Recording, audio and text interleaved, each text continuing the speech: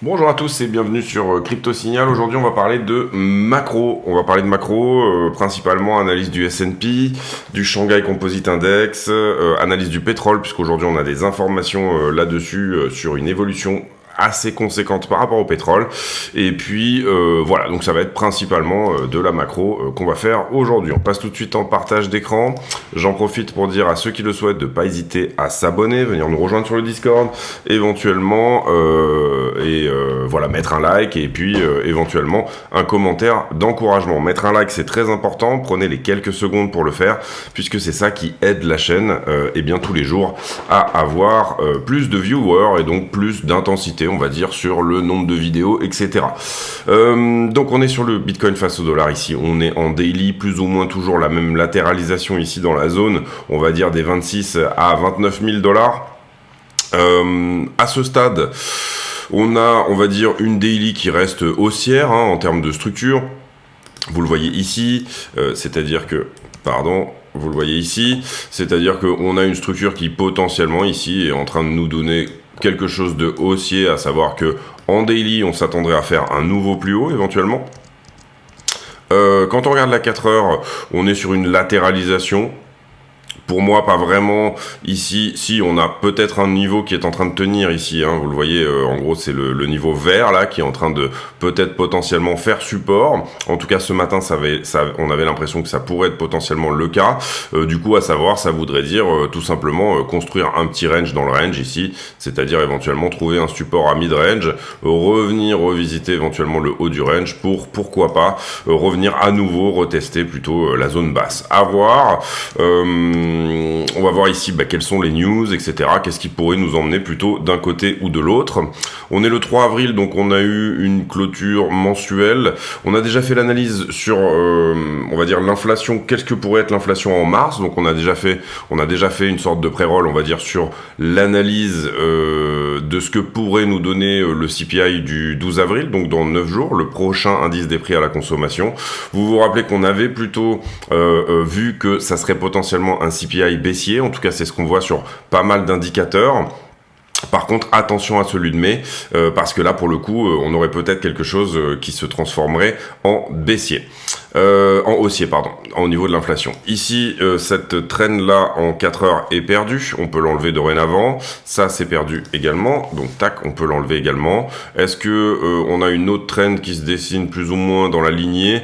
On a peut-être quelque chose ici à voir avec ce point pivot-là, qui serait en train de tenir. Vous le voyez ici, on va la mettre en 4 heures, donc dans la bonne time frame. Trend d'accumulation, vous le voyez, des plus bas successifs qui sont de plus en plus hauts.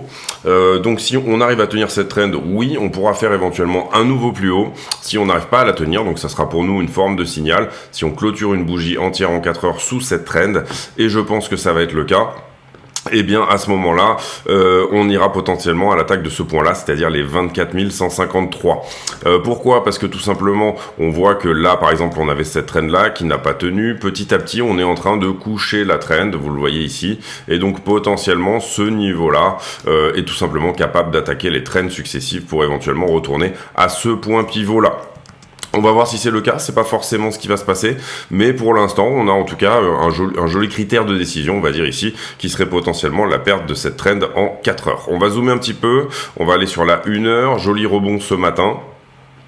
Joli rebond sur ce point-là, donc on ne perd pas la structure ici, c'était important ici pour ceux qui étaient en short, c'était un point éventuel où on aurait pu dire ça y est, on perd une partie de la structure en 1 heure, c'est-à-dire que désormais, on se balade plutôt sur une structure baissière. Pour le moment, ça n'a pas été le cas. Vous voyez qu'on a eu un joli rebond juste au-dessus, donc il n'y a pas eu de perte de structure de ce côté-là. La 1 heure, elle est toujours plus ou moins soit haussière, comme ceci. Vous comprenez que là, ça correspond à faire un nouveau plus haut, soit à une latéralisation à minima, ou alors une compression. Une compression, ça voudrait dire que, pour le coup, on va se faire rejeter par ça, que je vais vous dessiner tout de suite. On va la mettre en 1 heure également. Alors, ça serait plutôt ça, en l'occurrence. Si jamais c'est une heure, et on la met ici en 1 heure, trend de distribution, vous voyez que pour le moment, on comprime entre la 4 heures qui nous repousse vers le haut et la 1 heure qui nous repousse éventuellement vers le bas. On pourrait descendre dans les TF pour avoir un petit peu plus de précision. En l'occurrence, vous voyez que si je descends sur là, on va prendre peut-être la 15 d'ailleurs, ça sera plus parlant. Une 15 minutes qui, elle, pour le coup, serait comme ça. On va toujours d'une bougie de distribution à une bougie de distribution. Là, en l'occurrence, on voit que celle-ci est perdue. On a clôturé déjà une 15 minutes au-delà. On voit que celle-ci vient d'être perdue également. Donc ça nous dit que oui, c'est la 1 heure en fait qu'on va éventuellement tenir. On va regarder au niveau de la 5 minutes si on a quelque chose également à voir. Mais je pense que c'est perdu aussi. On va regarder comme ça. Tac. Donc là, on est tout en haut. Vous le voyez. Sur une bougie de distribution, donc une bleue. Qu'est-ce que ça nous dit ? En 5 minutes, on a effectivement clôturé tout le corps d'une bougie au-delà de cette trend. Donc pour le coup, on peut pas vraiment prendre celle-là non plus en considération. Donc on va prendre en considération la 1 heure, on va garder celle-ci, et on va estimer que le prix est en train de comprimer en triangle entre ces deux trends pour le moment. Si on en casse une, on aura la direction pour avoir un nouveau plus haut, si jamais on perd la trend d'accumulation, ou si jamais on casse la trend de distribution. Donc pour le moment, c'est une compression. Cette compression se fait en fonction de différentes time frames, et je parle souvent ici du calibre. Quand vous calibrez un trade, on va dire, vous devez avoir la time frame correspondante, c'est-à-dire que vous devez jouer votre trade dans une time frame en particulier, et c'est celle-là qui va vous donner votre point de TP, le TP1, on va appeler ça comme ça, auquel vous considérez que votre trade est rentable. Vous prenez une partie de votre profit et vous ramenez bien évidemment à ce moment-là également votre stop loss à break-even, c'est-à-dire au point d'entrée. Donc c'est-à-dire que c'est à ce point-là que vous avez que vous avez verrouillé votre trade en partie, et là vous laissez juste un runner au cas où vous êtes dans la bonne structure qui est dans la bonne direction elle-même pendant un certain temps, c'est-à-dire que votre 5 minutes s'est retourné baissière, admettons, vous allez laisser ce trade finalement courir de manière à maximiser éventuellement votre profit. Donc l'idée c'est de couper très tôt les pertes, s'il y en a, c'est-à-dire couper très tôt la potentielle perte qu'on vienne effectivement chercher votre stop loss dans la bonne time frame, donc dans le bon calibre, et puis également laisser courir les profits, donc du coup laisser courir un runner qui lui va aller chercher plus de profit pour tout simplement vous donner un capital de trading qui augmente. Sur Ethereum, alors sur Ethereum c'est un petit peu différent. Au spot on a perdu ici, vous le voyez, on a égalé, on va dire ça comme ça, on a égalé, donc là pour le coup le TP1 devrait potentiellement être pris, ou en tout cas pas loin. Je pense que sur les perps on est au dollar près, c'est-à-dire que vraiment on touche tout pile. Si je reviens sur la daily sur Ethereum, c'est un petit peu la même structure que Bitcoin, il n'y a pas forcément ici lieu à faire des grandes théories ou quoi que ce soit.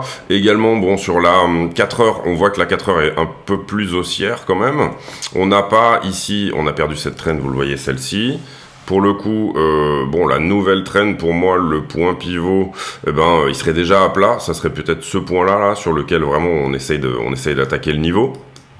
Et donc j'ai, on va dire, une 4 heures qui reste haussière, on le voit ici, comme ceci, d'accord. Pour le moment, je fais certes un tout petit plus bas ici, mais on peut dire que on a plus ou moins égalé, et l'idée serait potentiellement d'aller chercher un petit peu plus haut. Alors personnellement, moi je suis en short sur Ethereum, et pour le coup j'ai pris mon TP1 à ce point-là. Et pour le coup, ici, je vais... Alors, j'ai pas encore ramené mon stop loss au point d'entrée, parce que je suis légèrement en dessous de ce que je voudrais, puisque mon stop loss, je crois qu'il est à 42, il est ici, voilà. À voir, je vais prendre la décision là-dessus. Bon, pour le moment, en tout cas, ce trade est profitable. Je vais voir comment ça repousse. Si ce niveau-là repousse, ça m'intéresse de potentiellement laisser un peu plus respirer le trade, et ensuite, une fois qu'on aura éventuellement corrigé, redescendre. C'est peut-être même le cas là tout de suite où on est très légèrement en train de corriger. Je vais voir un petit peu ce que dit la suite de la petite structure, c'est-à-dire la 15 minutes, etc. Plutôt se protéger ici, être plus prévoyant, c'est-à-dire il faut vraiment mettre plus en avant le côté je coupe mes pertes que le côté je laisse courir éventuellement des profits, ou en tout cas ici par exemple ce rebond ne m'arrange pas. J'aurais préféré par exemple pour qu'on reste dans l'idée plus ou moins de mon short, tout simplement qu'on ne reprenne pas ici ce niveau là. Les plus prudents, ceux qui vraiment veulent verrouiller très tôt, ils auraient même fait descendre leur stop loss ici le long de cette traîne de distribution, et dès qu'on la perdait, ils étaient éventuellement sortis de ce trade. Moi je suis plus partisan de le laisser respirer un peu celui-là, mais ça peut être tout à fait une très bonne technique. On va dire que vous allez prendre moins de profits sur le long terme, par contre vous allez prendre des petits profits beaucoup plus de fois. Donc ça c'est vraiment en fonction. Moi par exemple sur ce type de structure là qui est quand même très latéralisante, j'aurais pu faire ce type de technique qui est de dire tout simplement bon bah je sais que je vais être sorti même si on couche un peu la trend et que finalement on se retrouve à quelque chose qui reste baissier, mais par contre je sais qu'on latéralise en ce moment, donc du coup j'aurais quand même verrouillé ce que j'aurais dû sur le trade à ce stade là. Encore une fois, là, moi, en ce qui concerne là ce short sur Ethereum, je vais le laisser respirer un petit peu. Si je suis sorti, c'est pas grave, le trade est de toute façon profitable, même si on vient chercher mon stop loss ici à ce stade. Ensuite, donc ça c'était sur Ethereum. J'ai dit qu'on faisait de la macro, donc on va aller voir juste quand même rapidement pour continuer sur la crypto, la stablecoin dominance. L'indice du cash en crypto, on veut que la stablecoin dominance bien sûr soit baissière, et là on voit que c'est plus ou moins le cas, on va dire, on est peut-être sur une structure de on va plus bas. Personnellement je serais pour un retest des 12% ici, ça n'est pas encore arrivé, en tout cas on en a eu un tout petit là, sur la descente qui était là, mais bon pour moi ça c'est pas un vrai retest, voilà, j'ai plutôt envie on va dire qu'on vienne vraiment retester ce point là, ou encore celui-ci. Ne serait-ce que venir retester le pic qui est là. Vous le voyez, ça c'est ce pic. Ce pic est censé protéger le sommet qui est en haut. Donc si jamais on vient par là ou si jamais on vient par là, ça me convient. La structure est cohérente entre guillemets, voilà. En tout cas, on est en structure baissière, on le voit très bien ici en 4 heures. Et pour le moment, vous voyez que on s'attendrait à faire éventuellement un nouveau plus bas ici sur la stablecoin dominance. En tout cas, c'est plutôt propre. On va dire que la target de stablecoin dominance, elle est à 8%. Donc ça donne encore vraiment de la place pour monter si on doit le faire. Concrètement, on pense que autour de 8%, on sera autour des entre 40 et 48 000 dollars. Maintenant, ça ne veut pas dire qu'il ne va pas y avoir ici sur le chemin d'autres retests, d'autres latéralisations, d'autres points où finalement le BTC pourrait retourner à 22, 23. Ça n'est pas du tout un problème, ça ne remet pas en cause la structure dans sa globalité, encore une fois. Côté chinois, sur le Shanghai Composite Index, en ce moment, Bitcoin réagit beaucoup la nuit, il réagit beaucoup aux liquidités chinoises qui affluent quand même plutôt pas mal en ce moment sur le marché. Si on regarde globalement la structure du Shanghai Composite Index, on est dans un range. À ce stade, on a un point ici au 3659 qui a tendance à nous repousser, et on a un support au 2441 qui je pense correspond à un très vieux niveau, vous le voyez ici 2013. Et également 2014, ici on avait bien poussé en 2015, là on est 2018, et là on est sur le bottom de 2018 également, et finalement si on regarde les niveaux Covid, eh bien c'était à peu près par là que le prix avait trouvé son support. Donc on a eu derrière une explosion relativement cohérente, une sorte de triple top ici. Vous comprenez ici qu'on ne parle pas de petits pourcentages, puisque ne serait-ce que là, on perd à peu près 22% sur le Shanghai Composite Index. À voir, si on regarde vraiment la tech du côté chinois, c'est pas les mêmes corrections. Vous voyez qu'on est à moins 75% ici au plus bas. Ça, c'est le Hang Seng Index, c'est-à-dire c'est un petit peu le Nasdaq chinois, on va dire ça comme ça. Et donc là, au niveau de la tech en Chine, on a bien entendu beaucoup plus corrigé. Personnellement, j'ai un niveau au 7360 ici qui pourrait nous donner quelque chose. Et vous comprenez que là, ce qu'on regarde, c'est par contre 2020. Qui pourrait nous donner, on va dire, le rebond de Bear Market Rally. On voit très bien qu'on a cassé cette trend de distribution ici. Pour le moment, on est plutôt en train de surfer sur ce potentiel support descendant. Et voilà, en ce qui concerne la Chine, voilà pour moi mon analyse.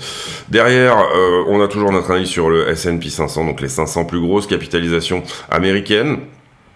Globalement, très fort rebond vendredi. On a fait une très belle journée sur le S&P vendredi, puisqu'on est passé de à peu près 4000 à 4110. Personnellement, j'ai dans l'idée qu'on va rebondir entre 4004 et 4005, c'est ma target, on va dire, sur le S&P. Ça nous donnerait quoi? Ça nous donnerait en fait par rapport à ce scénario en Elliott, pardon, on peut enlever ça d'ailleurs, hop. Ça nous donnerait finalement une baie qui nous a donné une running flat, comme ceci, d'accord? Donc la B serait terminée là, on a une A, B, C, vous le voyez ici, A, B, C ici pour faire le premier mouvement, peut-être même une 2, 3, 4, 5, c'est-à-dire une 5, 3, 5. Est-ce qu'on ne serait pas là en train de construire éventuellement ce qui va nous donner la C? Donc ça on le saura, hein, on aura vraiment la validation quand on aura repassé les 4002. Est-ce qu'on ne serait pas en train de construire le mouvement qui pourrait nous emmener, alors encore une fois, là pour le coup on est quelque part entre là et là, 4004 et 4005. On va voir si c'est ça qui se met dans les tuyaux. Ça voudrait dire faire une nouvelle 1, 2, 3, 4, 5. On serait actuellement éventuellement dans une 3, donc potentiellement la plus explosive de cette C. Donc ça voudrait dire continuer à faire des belles journées pendant au moins une semaine ou deux ici sur le S&P, de manière à tanker une 3, ensuite correction de 4, et puis on termine sur une 5.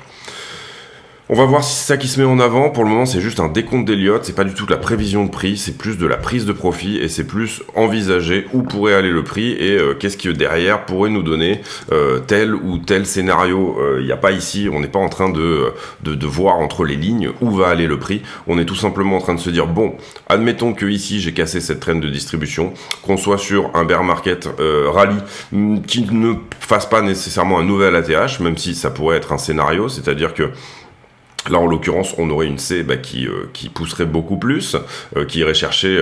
vous comprenez que là, ce que j'ai fait quand j'ai mis la A, B, C, ici, j'ai considéré que la C ferait la taille de la A. C'est-à-dire que là, j'ai reporté la A à ce point-là. Donc là, on est au 1 pour 1. Encore une fois, comme on a décalé ici le point de B, le point remonte. Donc...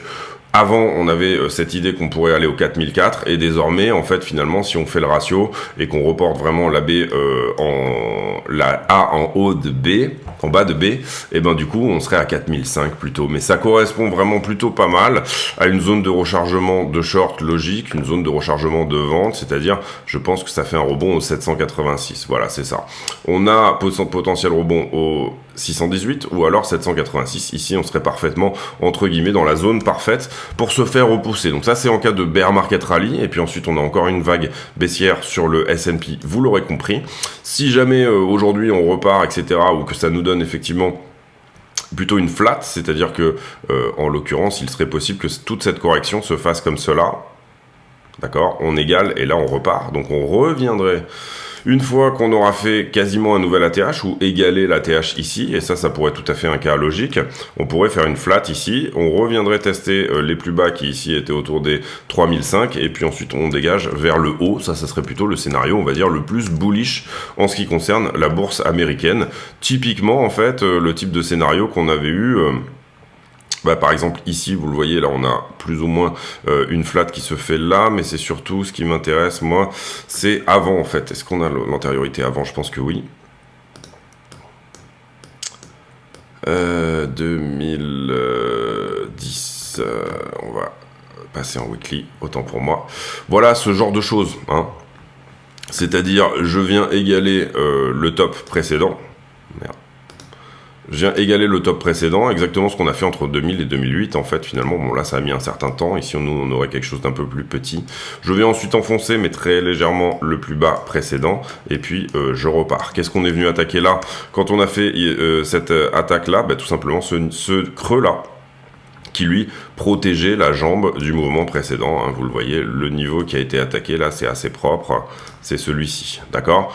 En weekly. Ensuite... derrière, on a peut-être même enfoncé un peu plus et on est peut-être venu attaquer le creux précédent. Vous le voyez là ici, les deux niveaux. J'ai ce creux là qui essayait de protéger la jambe du mouvement et la deuxième fois, on a attaqué le creux suivant. Voilà pour S&P. Vous voyez que sur S&P, la question, elle est assez cohérente. Elle est de se dire, est-ce qu'on fait un bear market rally? Est-ce qu'on va faire un nouveau plus bas ou pas? Quelles sont les évaluations auxquelles vraiment ça sera extrêmement intéressant pour tout le monde aussi de se dire, bon, je rentre. Et puis également, on a eu quand même une sorte de bulle monétaire, on va dire. Donc, il y aurait d'une certaine manière une certaine logique à revenir au niveau pré-bulle monétaire, le niveau pré-Covid ici. Donc ça, pour le moment, on l'a pas fait. 3003, ça serait relativement logique de dire on a eu une grosse injection de liquidité ici. Cette injection de liquidité, elle est censée, on va dire... elle est censée éclater, cette bulle-là est censée éclater, et ensuite on pourra retrouver des valorisations un peu normales. On pourra éventuellement ici, donc vous dire après quel niveau va être attaqué. Pour le moment, vous voyez que le creux qui a été attaqué, c'est celui-ci, celui qui protège justement les niveaux pré-Covid, on va dire. Ça peut très bien s'arrêter là, tout comme on peut très bien enfoncer un petit peu plus bas, et je pense ici que, vous le voyez, la MOMA 5 par exemple, elle vient plutôt chercher ce point-là, c'est-à-dire les 3200 au final pour notre ami S&P. Donc on va voir. Pour le moment, en tout cas, ce décompte tient, donc on peut garder ici dans l'idée que c'est le cas. Et aujourd'hui, surtout, on a une explosion du prix du pétrole. Vous le voyez, 5,45 ici à ce stade. On était à plus 8 à un moment donné. Bon, ça, c'est le baril de Brent. Donc le baril, on va dire, de mer du Nord. Néanmoins, vous comprenez ici que il y a eu aujourd'hui une news qui a fait péter le pétrole vers le haut. Et cette news, elle est où? Elle est simplement que l'Arabie Saoudite a dit: nous, on va cutter notre production de 1 million de barils par jour. Donc bien évidemment, en prévision, le pétrole en ce moment est en train de pricer une éventuelle récession dans le futur. Et là, l'Arabie Saoudite nous dit, moi je vais faire remonter les prix tout simplement en coupant ma production, parce que ça m'intéresse pas ici, à ce stade, de vendre à 65 $ le baril de pétrole. On était à 80 là, mais en gros, au plus bas ici, on était 70 sur le baril de Brent. Qu'est-ce que ça a comme... donc attendez-vous ici à ce que potentiellement le pétrole revienne autour des 100 $, tout simplement sur fond de... Voilà, on va se donner ici la borne des 100 $, elle est à peu près par là, je pense, ouais, elle est là. On a peut-être ici quelque chose qui est en train de se passer et qui va nous ramener le pétrole à 100 $ de baril. Donc ne vous attendez pas forcément à voir vos prix à la pompe nécessairement diminuer énormément ici à ce stade, puisqu'on sait que le cartel du pétrole, et ça s'appelle comme ça, hein, c'est un cartel, potentiellement a pour volonté ici de ne pas souffrir de cette récession-là. Et donc du coup, ils vont diminuer leur production pour faire augmenter les prix. Qu'est-ce que ça veut dire pour nous? C'est pas une très bonne nouvelle pour l'inflation dans 2 mois déjà, ça c'est la première chose. On a vu que l'inflation du mois de mars allait potentiellement être baissière, parce qu'à ce moment-là on avait un pétrole plutôt bon marché, on avait des prix et services, et surtout le housing qui était en train de corriger sur les prix de l'inflation. Donc potentiellement une inflation de mars qui sortira le 12 avril qui sera plutôt bonne. Et après on a dit attention, parce que avril et mai risquent ici de reprendre. Pourquoi ils risquent de reprendre? En fait, finalement, déjà, il y a tous les produits qui vont être dérivés du pétrole, bien évidemment, le plastique, toutes ces choses-là, etc., qui font partie des biens de consommation dans leur ensemble. Mais également, si on regarde... Alors c'est pas tellement le cas sur le Baltic Dry, c'est-à-dire tout simplement le Baltic Dry, c'est je vais remplir c'est pas un container, c'est carrément dans la soute du bateau, je vais remplir de blé par exemple, et là combien ça me coûte de transporter ce blé par la Baltique, donc ça c'est un indice. Mais vous voyez ici plus 12% sur le container freight, et ça c'est plus le fait de dire combien ça va me coûter d'emmener un container de la Chine vers les États-Unis West Coast. Donc là on a pris cet exemple là. Les États-Unis West Coast, tout simplement, ça va se répercuter sur les prix des biens et services, c'est-à-dire si ça a coûté plus cher de les transporter, ça coûtera nécessairement plus cher ici, à la fin, au comptoir, enfin quand vous les achetez, ça coûtera plus cher tout simplement d'acheter ces produits et services. Donc vous avez une répercussion des prix du pétrole, vous le voyez ici, le gros gap qui s'est créé, répercussion des prix du pétrole sur les prix, on va dire comptoir, les prix d'achat, voilà. Ça va mettre un certain temps à se mettre en place, mais c'est pas ici forcément nécessairement une très bonne nouvelle, vous l'aurez compris. Donc voilà pour cette analyse, on va dire macro, c'est de dire bon, on a un pétrole qui corrige grâce à des éventuels pricing de récession, mais à côté de ça, on a l'Arabie Saoudite et le cartel du pétrole, donc probablement que pas mal d'autres vont suivre, qui réduisent leur production de manière à garder des prix hauts. Dogecoin ici, alors j'ai vite fait regarder l'histoire, ça m'intéresse pas nécessairement ici moi ces choses-là. Mais apparemment, il y aurait des holders de Dogecoin qui accuseraient Elon Musk en procès pour avoir tout simplement fait la promotion du Dodge. Alors pour moi c'est complètement ridicule quoi. Je veux dire, il y a un moment donné où il faut faire ses recherches, il faut bien comprendre sur quoi vous investissez. Dogecoin, ça a toujours été un meme coin, c'est même au départ parti d'une blague. Il y a un moment où il faut quand même ici être sérieux. Et on va dire que pour moi la position de Musk qui est de dire au départ c'est une blague pour lui, je pense qu'il s'en fout complètement en plus du Dodge d'une certaine manière, c'est vraiment plutôt une blague. Et le fait de troller sur Dodge en disant go Dodge, allez voilà, pour moi voilà ça c'est plutôt une blague qu'autre chose. Si à un moment donné les gens le comprennent pas, c'est un peu leur problème. En fait, je pense vraiment que ici, en ce moment, il y a énormément de ça aux États-Unis. On l'a vu, je sais plus avec, on l'a vu avec Johnny Depp et Amber Heard. Enfin, tous ces procès finalement où on fait des procès aux célébrités pour soi-même devenir célèbre et prendre un peu de pognon au passage. Ça va pas vraiment, c'est complètement stupide. Voilà. Arbitrum, oui, il y a eu une petite histoire au niveau de la gouvernance. Je crois qu'il y a une décision qui a été prise sans que le truc ait été réellement voté par la gouvernance, alors que normalement c'était prévu. Je sais pas quelle tournure ça va prendre, mais c'est pas très bon. Ça veut dire que quand vous avez théoriquement un token, quand vous avez la gouvernance, vous êtes censé avoir le vote, et là s'ils n'ont pas été consultés, c'est pas forcément une bonne chose. Ici, on a les ordinals, etc. sur BTC. Voilà, pas grand-chose d'extrêmement intéressant. Le token Blur qui plonge de 28% en mars, malgré le fait que Blur a une grosse dominance sur le marché des NFT. On voit une grosse souffrance en ce moment sur, on va dire, le marché des NFT, et le marché, on va dire, également métaverse. Toutes ces narrations-là, c'est un peu difficile pour elle en ce moment. Certainement des très bons points d'achat pour quand personne n'en veut, pour éventuellement rentrer sur ces narrations-là. En tout cas, c'est mon avis. Ici, toujours cette même idée, l'OPEC qui fait sa coupe au niveau de la production. Cette semaine, j'en ai déjà parlé, mais bon, surtout d'une manière générale, on aura mercredi l'ADP Report et surtout vendredi le US Employment Report, donc des infos sur le chômage. Et puis toujours cette news comme quoi l'OPEC va effectivement couper sa production. Tesla qui délivre, qui donne la livraison de 423 000 véhicules. Je crois qu'ils ont fait une grosse coupe sur les prix, Tesla. Il me semble que ça a bien boosté leur vente dernièrement. Voilà, ouais, compagnie, il faut l'appréhender comme elle se doit, c'est-à-dire que c'est pour moi c'est plutôt une boîte qui fait de l'intelligence artificielle que des voitures. Tesla, donc du coup, elle est dans la narration du moment comme elle l'est pas, et puis il y a quand même ici, voilà, il y a un gros potentiel, comme il peut y avoir c'est déjà très haut, et en même temps c'est nécessairement en bas de quelque chose, parce que le marché sur lequel elles interviennent et le potentiel, si jamais ils réussissent, est complètement phénoménal, bien évidemment. Combien on a liquidé hier, mais avant ça je vous envoie la page de pub comme d'habitude.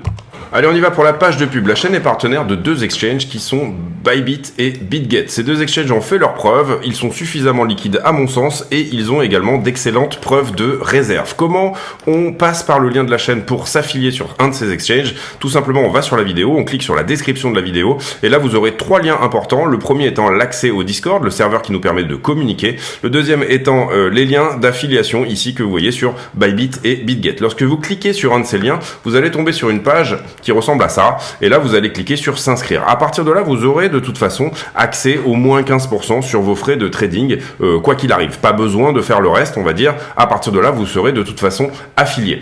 Mais vous pouvez éventuellement aller plus loin. Vous pouvez aller plus loin en tout simplement, une fois que vous êtes connecté, votre page de connexion, elle ressemble un petit peu à ça. Et là, vous allez passer votre souris sur votre icône de profil, et ça va vous afficher un numéro qui s'appelle le User ID, le UID. Vous copiez cet UID et vous venez sur le Discord, vous présentez ici. Nous, notre Discord, il faut se présenter à l'entrée, c'est-à-dire qu'il y a un filtre, on filtre les gens de manière à éviter les scams et les bots, et pour donner des rôles aux gens, c'est-à-dire est-ce que vous êtes plutôt trader, débutant, affilié, etc. Une fois que vous aurez fait ça, vous allez dans le salon demande affiliation, et dans le salon demande affiliation, vous allez pouvoir poster votre UID, et votre UID sera validé ou non comme étant une UID qui est tout simplement affiliée à CryptoSignal. Ensuite, vous aurez accès à un salon privé qui s'appelle Section Affiliée, dans laquelle je poste des graphiques et je poste des analyses, etc. exclusives sur ce salon. Il y a aussi une possibilité de participer à un tirage au sort. Pour participer à ce tirage au sort, il faudra également déposer 100 USDT, en plus de s'inscrire et de faire toutes ces démarches-là, déposer 100 USDT sur un de ces deux exchanges. À partir de là, l'exchange me le dira et ils me diront que vous avez, entre guillemets, le statut de super affilié. Le statut de super affilié, vous n'êtes pas obligé de trader ces 100 USDT d'ailleurs, hein, ils peuvent très bien juste rester sur la plateforme quelques temps, le temps que vous soyez validé, et puis une fois que vous êtes validé, vous pouvez les enlever, vous en faites ce que vous voulez, mais ça vous permettra de participer à un tirage au sort tous les 20 affiliés de 200 USDT. Donc le premier tirage au sort, il sera sur 20 affiliés, le deuxième sera sur 40, une chance sur 40 de gagner 200 USDT, le troisième sera sur 60, une chance sur 60, etc. Donc voilà, écoutez, si ça vous intéresse, n'hésitez pas à passer par ces liens, et puis on revient à la vidéo. Merci de votre attention. Je reviens sur la narration du pétrole, vite fait, parce que voilà, il faut être complet sur le sujet, etc. Finalement, on se retrouve un petit peu dans ce type de situation dans laquelle on avait pu être en 73-78, je sais pas si j'ai l'antériorité là, mais on va aller regarder. 73-78, est-ce qu'on l'a? On va passer en weekly. Où on a eu deux chocs pétroliers à la suite sur fond finalement de... non, j'ai pas l'antériorité malheureusement, si un petit peu, allez, on va jusqu'en 72 là. Bon voilà, il faut comprendre que 73 c'est ça. Ici, vous le voyez, je sais pas si vous voyez bien la... peut-être pas sur monthly. Je sais pas si vous voyez bien la courbe, hein, malheureusement c'est un peu trop espacé, je pense que les datas qu'on avait ici, elles étaient plutôt mensuelles, mais globalement 73 c'est ça. Tac, et 78, bon après le crash il a vraiment, il y a eu une over-inflation qui a fait qu'en 82 on a dû énormément augmenter les taux, mais finalement ça revient à nous dire un petit peu dans ce type de scénario qui est une stagflation pendant plusieurs années sur fond de chocs pétroliers consécutifs où finalement les cartels du pétrole ne veulent pas payer pour le reste, le manque d'énergie on va dire, étant donné qu'on est dans une situation d'oligopole, le manque d'énergie ne va pas s'imputer sur eux. Et donc du coup, malgré une récession, bah, finalement les prix du pétrole deviennent quand même plus chers. Donc moins de demande égale tout simplement on ajuste les robinets et on ajuste l'offre. Et ici il faut comprendre que d'une certaine manière, on va dire, les États-Unis sont quasiment autosuffisants. Bah alors pour combien de temps, je sais pas, parce que pour le coup, ça devient de plus en plus cher de chercher du pétrole aux États-Unis. Donc ça c'est une première chose. Deuxième chose, l'Arabie Saoudite et finalement les pays même on va dire les Émirats, etc., toutes ces choses-là s'émancipent énormément des États-Unis en ce moment. On l'a vu avec des paiements du pétrole en yuan, ce genre de choses. Donc on a énormément d'émancipation. On a dernièrement la Chine qui a réussi à plus ou moins négocier, ou en tout cas à mettre autour d'une table l'Iran et l'Arabie Saoudite.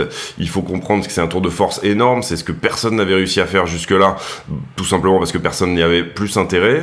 Je pense pas qu'il y avait un grand intérêt à le faire pour les États-Unis, mais d'une réconciliation entre on va dire le monde musulman chiite et le monde musulman sunnite, ce qui est extrêmement compliqué à faire. Donc on a mis tout ce monde-là à une petite table. L'Iran désormais, qui était sous sanctions américaines, va de toute façon pouvoir trouver des débouchés par ailleurs, puisque encore une fois son pétrole va être probablement mixé avec celui de l'Arabie Saoudite. C'est pas vraiment la question. On a ici la Russie qui finalement aujourd'hui donne du pétrole bon marché à la Chine, et ça pendant un certain temps. Donc on sait que ici nécessairement d'une certaine manière, les grands perdants de tout ça, c'est bien entendu, eh bien déjà le monde occidental d'une certaine manière, encore que je pense que moi c'est un juste retour de bâton, puisque on l'a vu il y a pas longtemps, même Poutine a je crois, effacé la dette africaine dans sa totalité envers les pays russes. Donc ça c'est des moves qui sont extrêmement intéressants pour gagner de l'influence dans la zone, et surtout pour une fois voilà, c'est quelque chose qui aurait pu être pensé par le monde occidental mais qui n'a jamais été fait. Et puis d'un autre côté on a je crois que c'est la nouvelle est sortie il y a de ça quelques jours, finalement les BRICS qui vont désormais avoir une part dans le PIB mondial plus importante que les non-BRICS, donc le monde on va dire occidental. Donc on est ici en train de basculer vers quelque chose dans lequel l'énergie sera bien évidemment une donnée énorme. La question ici c'est est-ce que le monde occidental arrive plus ou moins à sortir, on va dire, de l'énergie pétrolière, et d'une certaine manière, peut-être que le fait de savoir faire du nucléaire en France n'est pas une mauvaise chose à ce stade, du moins en tout cas si on pense pour dans 50 ans plus tard, et cette idée que finalement et je suis parti un peu loin là, mais voilà, cette idée que finalement c'est l'énergie qui va créer le monde de demain, mais que mise entre les mains un tout petit oligopole, et finalement si jamais la domination militaire et politique n'est pas là, et bien finalement ces pays-là, et ils ont raison, font ce qu'ils veulent, parce que du pétrole il va pas en rester non plus pour des décennies et des décennies, et donc du coup le fait de ouvrir ou fermer le robinet peut permettre de dire bon on va se donner quelques années de plus où on va faire des jolis profits, etc. et ainsi de suite. Donc la question elle est de dire bon, à quel moment je considère que je vais devoir être indépendant en énergie, à quel moment effectivement je vais appuyer sur le champignon pour faire, je sais pas, du renouvelable, ou faire voilà, il y a des systèmes qui fonctionnent, et puis finalement me retrouver avec soit quelque chose de plus propre, soit quelque chose de moins cher, soit en tout cas une indépendance. Ça c'est pas vraiment la question. Et troisième question aussi, on a besoin quelque part d'une monnaie qui soit basée sur cette énergie-là, puisque cette monnaie doit être moins chère quand il y a moins quand il y a moins de production économique, donc quand il y a une récession, et elle doit être un petit peu moins liquide, un petit peu plus difficile à trouver quand il y a une très grosse expansion économique, de manière à pas laisser justement surchauffer ou sous-chauffer l'économie. Donc la monnaie ici doit s'adapter d'elle-même, et je pense que quelque part Bitcoin est un bon candidat pour ça, puisque on sait que son prix est quand même très fortement un quotient de l'électricité, du prix de l'électricité, et que donc du coup quelque part il est intéressant de peut-être se pencher sur des monnaies qui seraient indexées sur le prix de l'énergie. On voit aussi que les BRICS sont en train de faire quelque chose potentiellement, puisque ils sont en train de digitaliser quelque chose qui soit entre le yuan, le prix du rouble, donc du pétrole, et également le gold, donc une ressource plutôt rare, et ça c'est extrêmement intéressant aussi, puisque pas de possibilité nécessairement de création monétaire à outrance. Le gold est également fonction du prix de l'énergie, puisque pour extraire de l'or, vous allez avoir ici beaucoup d'énergie à mettre en œuvre. En tout cas, il y a une partie il y a une partie de cette monnaie qui correspond à de l'énergie. Je trouve que c'est des questions qui sont vraiment intéressantes à se poser pour essayer d'appréhender finalement c'est quoi la monnaie de demain, c'est quoi le monde de demain. C'est pas nécessairement Bitcoin qui en sortira extrêmement grandi, mais il y a une chance, il y a une possibilité que ça soit le cas. Et puis surtout de capter que oui, effectivement, ces gens-là avaient fait assez peu de profit en 2020, puisque le baril de Brent avait littéralement complètement et s'était complètement explosé au moment où il y avait tout simplement plus de transport. Sur toute cette zone-là, il faut comprendre que voilà, les biens et services étaient quelque part bloqués. Il y avait très peu de transport pendant cette partie-là Covid, et puis ensuite on a repris. À l'heure actuelle, finalement, en termes du pétrole, on est justement sur les niveaux pré-Covid, il était déjà relativement cher à ce stade, $70. Vous voyez qu'on a trouvé rebond sur les niveaux pré-Covid, et puis là, finalement, tout ce qu'ils ont perdu là, finalement, ils l'ont bien récupéré là, il n'y a aucun souci avec ça. Quand on était à $129 le baril, etc., Total a posté des profits records. Je me rappelle plus du chiffre exact, mais on était sur des dizaines de milliards de profits l'année dernière. Et puis là, voilà, on se retrouve sur support, finalement, à un moment donné, comme je le dis, d'ailleurs, le marché, vous le voyez, était déjà quand même plus ou moins en train de pricer cette histoire-là, mais là on revient déjà sur ces niveaux-là qui étaient en fait finalement les niveaux de mi-2021, octobre 2021. Donc voilà, intéressant. La question ici, c'est aussi de se dire, finalement, est-ce qu'on va pas réellement s'en prendre une, c'est-à-dire que un événement un petit peu comme ça, une vraie récession, quelque chose qui nous donne vraiment une vraie correction, ou alors est-ce qu'on va rentrer dans une décennie où finalement, même admettons, on peut même se mettre dans un range comme ça, voilà, où finalement le pétrole va être très cher, et admettons, en 1973, c'était il y a 50 ans, les gros cycles de 50 ans, les cycles de Kondratiev, qui dit que les choses se répètent plus ou moins, voilà. 73, 2023, est-ce que jusqu'en 2028, on va pas avoir finalement de la grosse stagflation pendant un certain temps sur fond de pétrole extrêmement cher? Je pense en tout cas qu'aujourd'hui, les cartels du pétrole ont intérêt à rentrer dans ce type de structure. Même si tout le monde souffre, eux finalement ils vont se protéger, vendre le moins possible également pendant un certain temps, et de toute façon tirer les profits maximum de ce qu'il leur reste d'une ressource qui est limitée. J'ai fait un gros blabla là, donc on passe vite sur la liquidité parce que c'était pas le but ici de faire non plus une vidéo trop longue aujourd'hui, mais vous comprenez toutes les réflexions qu'on peut se poser avec ça.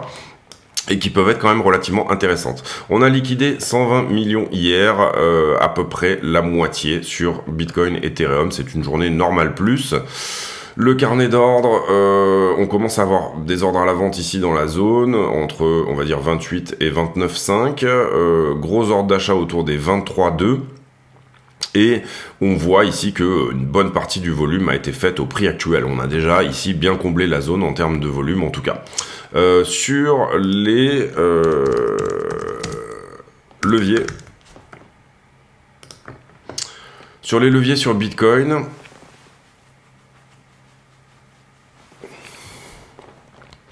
Alors on avait ce gros niveau à prendre en bas, il a été pris dorénavant, vous voyez on l'avait mis en 2 pixels. Ici ça s'est fait de manière, on va dire, plutôt normale. Ici j'ai un prix qui augmente mais un funding qui descend, ça veut dire que peut-être que cet endroit-là a commencé à être shorté. À peu près par là. Ensuite... Ici, on descend pas vraiment, donc on était en fait finalement relongué peut-être tout le long. Là, on devrait normalement clôturer, donc on devrait aller en funding négatif et vous voyez que ce n'est pas le cas. On a un tout petit passage ici, mais voilà. Donc on a été relongué pas mal sur toute cette zone-là. Donc finalement, le mouvement s'auto-nourrit. Hein. On a des nouveaux longs à chaque fois qui apparaissent, donc le prix descend un peu plus bas. Donc ici, on a du monde qui essaye d'attraper, on va dire, ce couteau qui tombe. Et puis là, finalement, avec ce gros drop, ce dernier petit drop, là, on arrive effectivement à aller chercher ces contrats-là. Vous le voyez ici, les fermetures de contrats qui se passent. Ça se construit juste ici. Et puis à partir de là, donc vous voyez ici, on a peut-être un dernier point de long à venir chercher. Admettons qu'il y ait des longues résiduelles à peu près dans cette zone-là. Et puis derrière, on a énormément de shorts qui rentrent. Alors je sais pas ce qui... Peut-être le côté agressif ici de cette descente-là, qui nous fait rentrer plein de shorts. Et finalement, là, on est en train de venir les chercher. Donc, vous voyez ici, là, il y avait une anomalie. Hein, le funding continue à descendre, malgré qu'on ait trouvé bottom sur le prix. Et donc, du coup, on a été pas mal shorté dans cette zone-là. Et là, on revient plus ou moins à une normalité. Est-ce que c'est fini ? C'est la question qu'on peut se poser. Admettons que tout le monde soit rentré plus ou moins dans cette zone-là. On a fait plus 3... Plus 3, ça veut dire qu'on liquide plus ou moins les x20. x20, ouais, un peu, ouais, les x20, ouais. On pourrait monter à quasi 4%, on pourrait monter à 3,60 ici. Mais en tout cas, bon voilà, c'est un joli short squeeze, hein, puisque à ce stade-là, on avait pas mal de liquidations à prendre en haut. Vous voyez qu'on a réparé également le déséquilibre qui s'était fait ici. Est-ce que on va continuer cette structure à la baisse ? C'est un petit peu la bonne question du moment. Pour moi, ça serait mon scénario privilégié, mais je suis pas du tout sûr de ce que j'avance. On verra bien évidemment ici le développement. La question, c'est à ce stade, quel est le sentiment sur le marché. Si là on a un max de shorters, bah du coup oui on pourrait revenir, mais si les gens se mettent à longuer comme des benets, on va dire, s'il y a vraiment énormément de longs qui rentrent en haut ici de ce mât là, et bah du coup on va replomber potentiellement plus bas. En tout cas ce niveau est pas énorme, donc je le laisse en 1 pixel et on va aller voir Ethereum.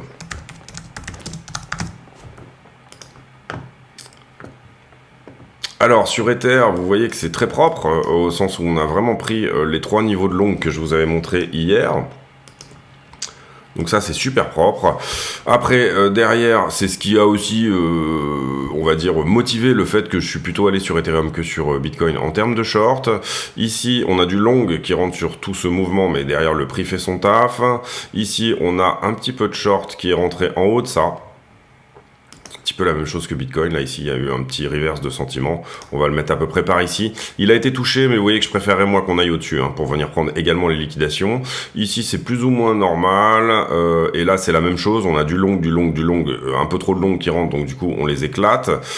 À la différence que sur Ether, visiblement, on a vraiment plongé. On va dire que le funding ne s'est pas retourné avant, comme ça avait été le cas sur Bitcoin. Donc là, pour le coup, oui, j'ai un niveau de long à prendre, mais il est moins important que sur, il est plus important pardon que sur BTC parce que quelque part, là, je pense que Ether a plus suivi BTC que est venu chercher réellement les liquidations. Là, on pourrait imaginer que Ether revient faire un tour au-dessus des 1823. On a bien sûr ce point à prendre au 1842, mais c'est relativement propre. Au niveau de l'action de prix sur Ethereum, c'est plutôt propre.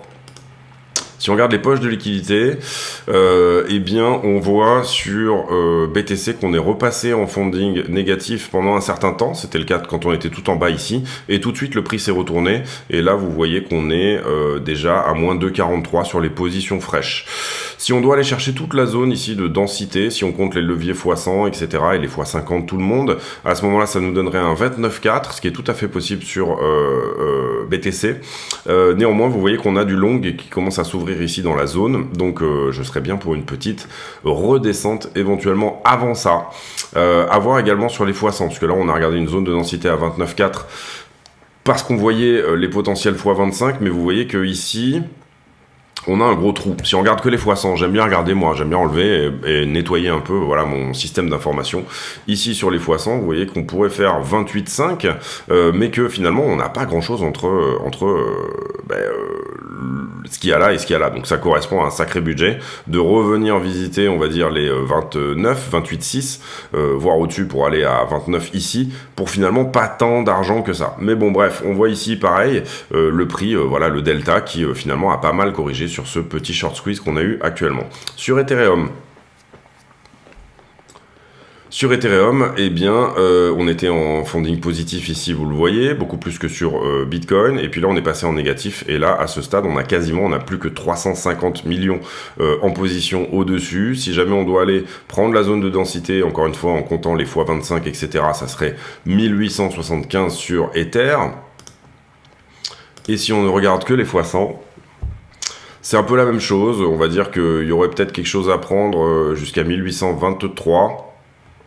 Ici, on a le 1828, mais ça correspondrait à faire le grand écart que de venir chercher quelque chose ici où il n'y a pas grand-chose. À voir si c'est ça qui se met en place. En tout cas, on garde ça dans un coin de la tête. Sur la 12 heures, sur Bitcoin, vous voyez qu'on a liquidé que du short, hein, c'est normal. Enfin, c'est ce qu'on voit en tout cas, il y a eu ce joli rebond. On a d'abord liquidé du long et ensuite on a liquidé du short. Sur la 7 jours, on voit qu'il y aurait un point d'intérêt à revenir au 29,4 et c'est pas le cas. On voit qu'il y aurait un point d'intérêt également à venir taper sous les 27,3 dorénavant. Les deux zones ici sont devenues dans le jaune, alors que c'était pas le cas nécessairement avant. On s'est très bien approché ici de cette zone, mais malheureusement on ne l'a pas prise. Est-ce que ces mecs-là ont fermé leur position maintenant, ou est-ce qu'ils sont toujours en position? C'est vraiment une question qu'on peut se poser. Et sur la 1 mois, toujours même chose, 29,5, il y a quelque chose à prendre, hein, c'est relativement clair maintenant, et c'est le cas depuis le 31 mars, donc ça fait 4 jours qu'on est passé dans le jaune en haut ici, et finalement, en deçà des 25,2, il y a aussi quelque chose à prendre, mais c'est pas aussi jaune, vous le voyez, que ce qu'on a à 29,4. Donc c'est tout à fait une possibilité que de venir taper les 30 avant de venir taper à la porte des 25. C'est pas mon scénario privilégié encore une fois, mais c'est tout à fait une possibilité. Également ici, vous le voyez, on clôture d'abord du long et puis du short sur Ethereum.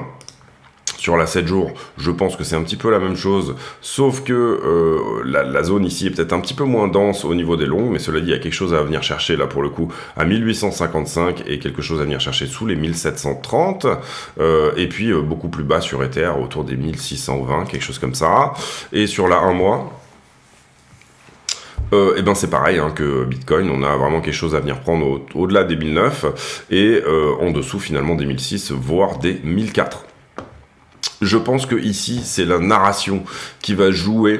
Pour le moment, vous voyez qu'on a capté que potentiellement le CPI, donc dans 9 jours, serait plutôt bon. Néanmoins, qu'est-ce qu'on a qui va sortir ces jours-ci, etc. Là, on a cette news par rapport au pétrole qui est pas forcément une très bonne chose, encore une fois, pour le marché. Sauf à dire, on va dire pour tout ce qui est énergie, etc. On va voir ici comment ça se déroule tout ça et comment ça se met en place éventuellement cette semaine. En tout cas, vous comprenez que c'est difficile ici d'avoir une direction claire. On latéralise, hein, donc du coup au niveau de la structure, mais au niveau même des news et au niveau de la liquidité, c'est un petit peu normal qu'il y en ait au-dessus, il y en ait au-dessous, tout simplement parce que quand vous latéralisez, c'est le cas.